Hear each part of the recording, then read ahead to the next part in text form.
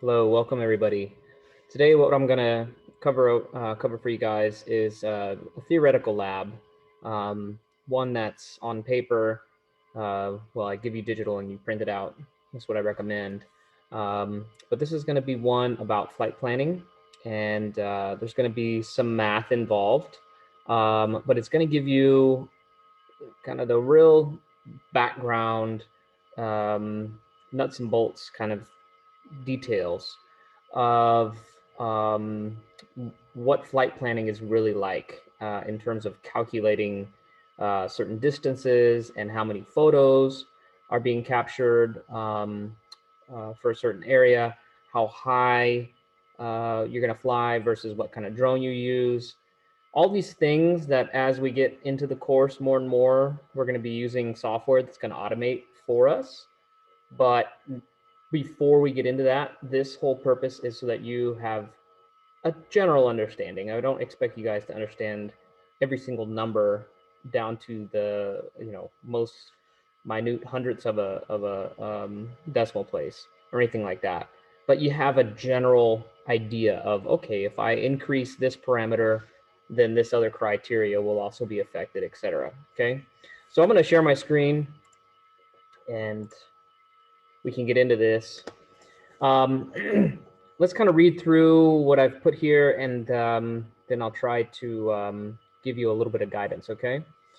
Um, so we've seen, or you will see, how drones can fly autonomously and collect data, right, through imagery and through the process of, or the technique of photogrammetry, right? Um, uh, Capture pictures, taking them in sequence, and also with overlap, those type of things.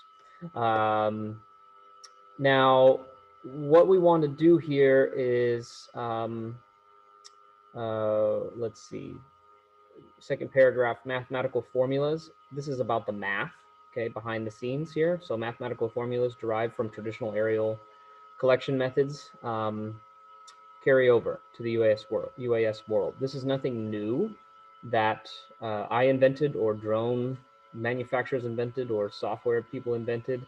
It's just pretty much straightforward math, okay?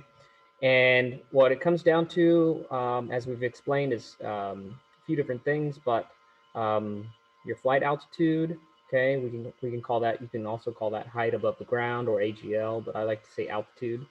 Um, it's really the one um, most consistent component that as pilots we can control dynamically every time, right? And it makes a big impact on what we're talking about here. So how the flight altitude and the characteristics of the camera, i.e. like the specifications, um, how those things interact with one another. Um, they play a big role as you plug these various numbers, okay, um, into formulas that I've got laid out for you here, okay. So there's going to be some algebra involved. You might need to dust off, your skill set there. I know that I certainly do um, when it comes to trying to figure out all this stuff. But like I said, it's worth it once you get past it and you go, aha, now I understand. Okay. So we're going to use the following formulas to work through the questions. And your best approach is going to be, I think, I think your best approach, because you're going to use a pencil a lot. You should use a pencil a lot. You're going to make a lot of erases and having to go back and forth on this. I think you should print this out, okay? Or use other scratch paper or something, okay, whatever. But have something that's a hard copy. That would be your best bet. And once you get through and you work through the problems, I want to see the answers rounded to the nearest tenth, okay? Um, so there are a few different formulas. You've got this one here. Let's try to break down what we're seeing here. Okay. So to determine altitude, that's going to be your big A. Okay, that's your flying height, right? Your altitude. You take the GSD, and then you're going to times that, this little x times the focal length divided by the pixel size. Okay.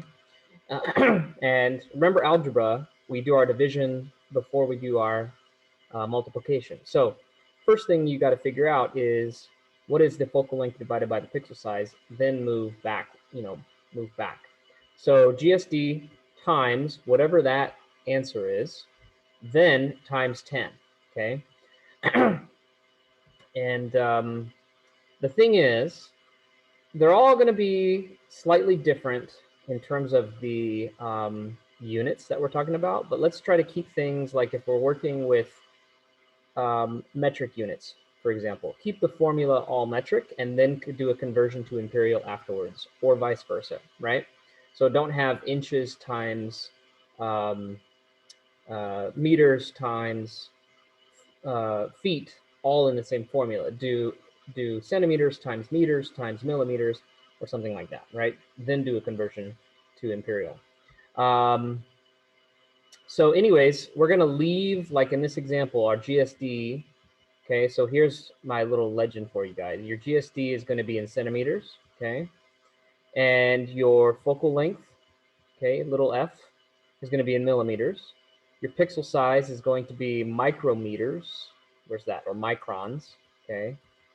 And then this is going to be meters. So your altitude, ultimately what I'm looking for, just in the general sense here, is going to be in meters, okay? So pay attention to these. Come back to this legend. You will use it frequently, okay? Now, there's 3 others that I've got here. FP is going to stand for your footprint, okay? The image footprint. And so your image footprint is going to be in 2 different dimensions, right? You've got the width times the height, okay? Width times the height. We consider the width to be the x direction and the height to be the y direction, okay? So we're also going to figure those out initially in meters, okay, and then do your conversion afterwards. And I know this looks kind of complicated, but it's really not. I promise you. Once you kind of figure it out, it's not that bad, because it's a matter of just plugging and playing these different variables. For example, the width to figure out your FPX, I call it FP little x. You're going to take your altitude, which is in meters, and then you're going to times that by, okay, now in a separate bracket, you've got 10, just the number 10, divided by your focal length, okay, and leave that as millimeters. Then you're going to times that by sense x, which is the size, okay. Again, we've got x times y, x and y. So your sensor x is the width of the sensor, the actual physical width. And in this case, we mean in millimeters, right? So if your camera is, this big, okay, then we're saying in how many millimeters the sensor size is in width, right here, in x, okay? And then y would be this side, okay? And then you're going to do 0.1. So here's the order of this, okay? First thing you're going to have to figure out 10 divided by the focal length, okay? Then you've got that in place. Next, times that by your altitude, okay? Then times the answer for these by your sensor X number, okay? Then times all of that by 0.1. And that is going to give you in meters the footprint width for said image, okay? For said camera, height, GSD, whatever it is that I ask you here, okay? With that in place, you should be able to do the y. It's the same exact thing, except you just plug in the y variable here instead. Then, okay, I'm going to ask you about how do you find the actual footprint area, because it's one thing to find width and height, but what is the entire scope of that, right? What's the entire surface area of that thing going to be? And so let's figure it out in square meters first, because again, we've got meters and meters. So width times height, or height times width, that actually doesn't matter. FPX times FPY, okay? That's going to give you your square meters. Now, a few other things to pay attention to. I have other conversions here. So if you are doing 1 meter, pay attention. 1 meter is, or I'm sorry, 1 meter is equal to 3.28 feet. 1 foot, 0.3048 meters. Then once you get down to the areas, okay, square meters is equal to 1 square meter is equal to 10.76 square feet.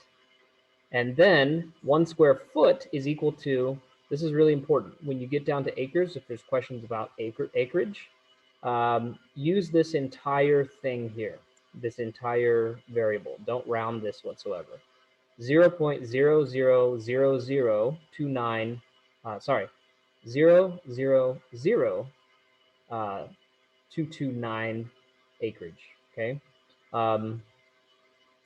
And so that will give you an acreage estimate for, you know, a surface area, okay? In this context, likely talking about footprints. Other things to pay attention to as you go through this, I'm going to ask you about the DJI Spark and also the DJI Phantom 4 Pro. And so the Spark, here are the camera parameters. Okay, I've outlined those here.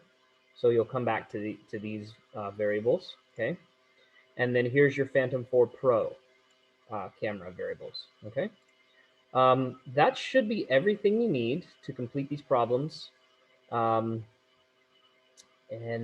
like I said, just work it out. It's going to take a little bit of time. I'm pretty sure. But if you work through it on paper and write out the answers as you go through it, I think you'll do okay. Good luck, everybody. Thanks.